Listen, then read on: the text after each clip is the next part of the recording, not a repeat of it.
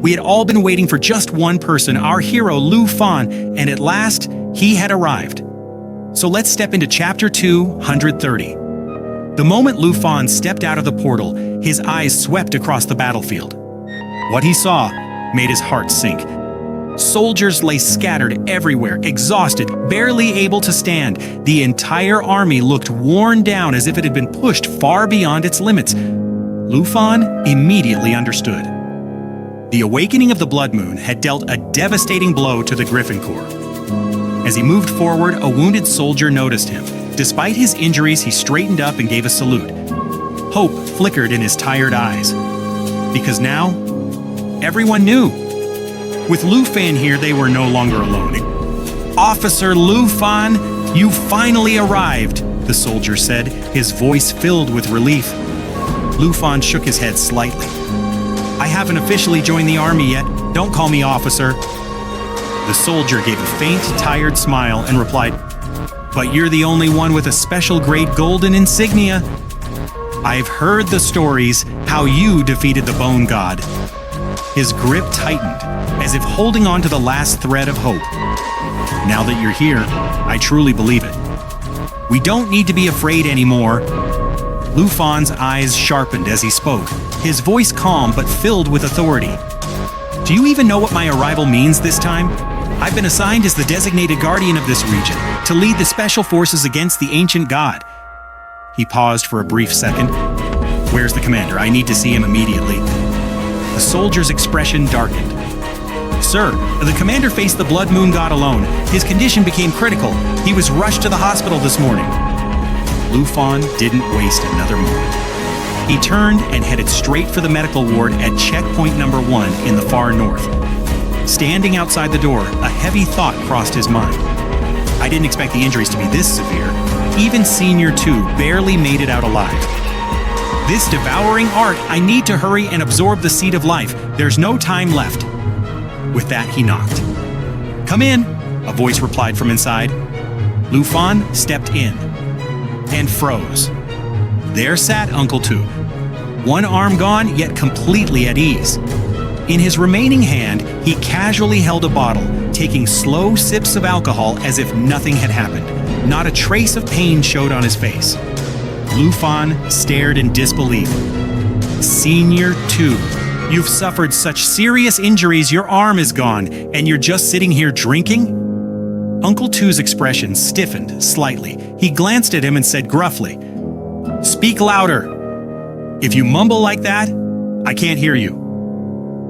Realizing that the commander's hearing had also deteriorated, a soldier standing nearby spoke in a heavy voice.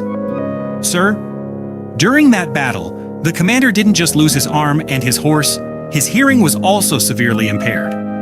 Luon's expression shifted. A deep sense of empathy stirred within his heart.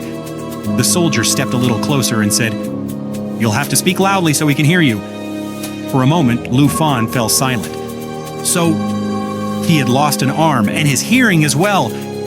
That meant the battle against the Blood Moon god had been anything but easy. And yet, Uncle Tu was smiling. In fact, he was even laughing. "Why do you look so glum?" he asked nonchalantly. "I'm not dead yet." Before he could take another sip of his wine, Luon stepped forward and snatched the bottle from his hand. "You need to recover," he said sternly. "You shouldn't be drinking." The commander raised an eyebrow and, with a faint smile, remarked, "After spending some time with that girl, are you starting to lecture me now too?"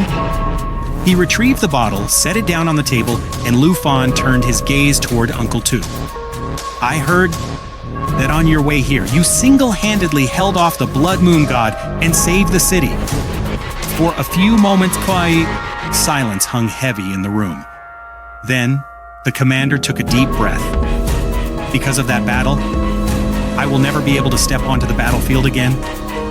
His voice grew even softer. "I can no longer fight alongside you. As the guardian of the city, I can now only remain here to oversee the city's defenses." Luon's eyes narrowed slightly. Then, "Who will lead the army now?" The moment those words left his lips, a presence was sensed nearby. In the blink of an eye, a figure stepped into the room. it felt as though the very atmosphere had shifted. Right beside him, a faint, fiery aura flared to life, revealing the presence of a rare spirit. A three-colored fire crow. Lufan's gaze grew even sharper, far rarer even than the Emperor's own spirit. This man was no ordinary warrior, the commander spoke. He will take my place as the Corps Commander. He will lead the capital's forces as well as the Allied troops dispatched from the academies and serve as the Supreme Commander in the battle against the ancient god. He paused, then continued. He is Elder Ji's only grandson. The man stepped forward. Ji Han, he introduced himself calmly. A level 135 soldier. The Supreme Commander of the Academy forces. And from that moment on, the weight of the battlefield now rested upon new shoulders. Yes, exactly. The moment he entered the room, he immediately pointed toward Uncle Tu and announced with confidence, Uncle Tu, I'm here. The western and southern war zones have joined forces with the capital army, and our front lines have already begun their counterattack. Lufan quietly stared at him. So this is a level 135 cultivator? Yet despite his overwhelming strength, the young man's energetic attitude felt strangely familiar, exactly the kind of presence one would expect from Elder Zhuhu's bloodline. And honestly, Lufan didn't dislike him at all. After all, the three great senior leaders of the Dragon Nation all came from fiercely loyal lineages. Still, even Lufan hadn't expected that Elder Zhu's own grandson would personally step onto the battlefield. That alone showed how serious this war had become. You are doing exactly right. Your deployment is excellent, Lufan replied, nodding in agreement. As a frontline commander, you do not need to consult me on every single decision. Jihan bowed his head and, glancing toward Uncle Tu, said, I understand completely. I have only just assumed my duties. I still need to hone my skills to become a commander of your caliber. Then he cast a sidelong glance at Lufan. Who is this person accompanying him? He must be that renowned guardian. The envy in his eyes regarding Lufan was clearly visible. Observing Jihan, Lufan thought to himself, this is very strange. This is clearly our first meeting, yet it feels as though he harbors some sort of prejudice against me. Then Uncle Tu spoke in a solemn tone. Very good, excellent. Both of you are the hope of our nation. Furthermore, the war against the ancient corpse god is a matter of critical importance for our country's very survival. The two of you must maintain a strong working relationship with one another. Jihan turned to leave.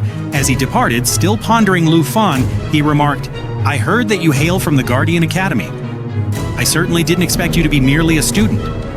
Lufan heard the remark but offered no reaction. Oh, Jihan spoke again. Since my junior is so exceptional, I feel I can no longer afford to be complacent. Having said this, he saluted Uncle Tu and exited through the window. As he left, he added, the front line is currently preparing for a counterattack, and I too must join the fray. Therefore, I shall not trouble you both any further. I must take my leave. Having said this, he mounted his three-legged crow. Lufan remained deep in thought.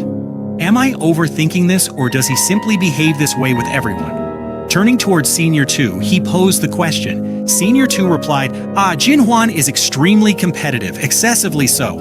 As the Elder's grandson, he strives to be number one in every single area. He is always eager to take on his grandfather's responsibilities as soon as possible.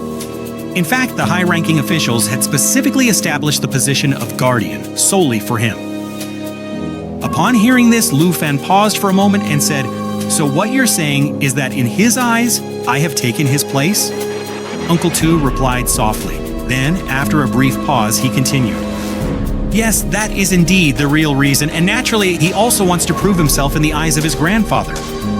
Zhujian, the Dragon Nation, wanted to shoulder this responsibility entirely on their own. But then, you defeated the ancient bone demon. It was such an incredible feat that even the high command was shaken. What's more, Elder Han insisted that you were the one who should fulfill this role. He let out a slow, deep sigh. A decision that proved to be a massive blow to Zhujian. The room fell silent for a moment.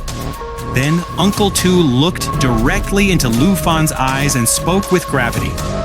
But regardless of who holds this position, Lu Fan, on a matter of such critical importance, I need a promise from you. You must offer your full cooperation. And you cannot allow personal feuds or grudges to interfere with this war. Lu Fan smiled calmly as he replied, "Don't worry, I promise nothing of the sort will happen."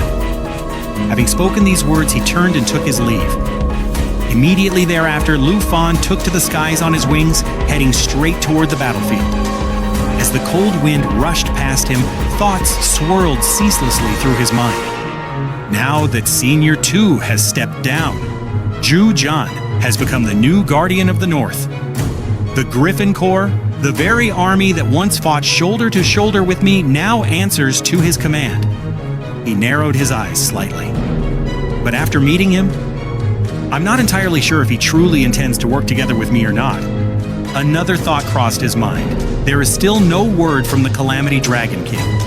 At this juncture, only one path remains open to me, to head to the front lines myself and halt this wave of monsters before any more lives are lost. Moments later, Lu Fan arrived at the front lines. The scene before him was one of utter chaos. Colossal monsters were wreaking havoc in every direction, tearing through the battlefield like moving catastrophes. The moment several of the monsters caught sight of Lu Fan, they charged straight toward him. Meanwhile, right in the heart of the front lines, Zhu Zhan stood engulfed in swirling flames, fighting with every ounce of his strength. Raising his weapon high, he let out a mighty roar. "Brothers of the Griffin Corps, come, let us strike together and wipe these monsters from existence once and for all." His voice instantly reignited the soldiers' fighting spirit. The weary troops rose to their feet once more and shouted in unison, "Commander, come, let us exact our vengeance. Soldiers, advance." With renewed vigor and unwavering resolve, they plunged back into the fray to battle against that endless wave of monsters. A single thought echoed in the minds of the common soldiers. We will not retreat a single step. We will strike down every last enemy. Some even shouted out proudly, "Come on, let's show the commander what we're truly capable of." And yet, not far away, Lu Fan stood silently. He was eating with a remarkably calm demeanor, all the while observing the battlefield with intense concentration. Now he understood. Senior, the praise you heaped upon Zhu Zhan was not exaggerated in the slightest. He was truly an extraordinary warrior, so even the new commanders respected his strength and acknowledged his prowess. But then, a confident smile slowly spread across Lu Fan's face. A lethal glint flashed in his eyes as he declared, "In that case, as a guardian of this land, I believe the time has come for me too to make my presence felt."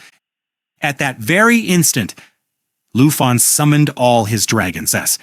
One after another, they began to materialize in the sky. The entire battlefield trembled beneath the force of their thunderous roars. And then, extending his hand forward, Lu Fan gave the command, "Let's go. The time has come for us to join this battle."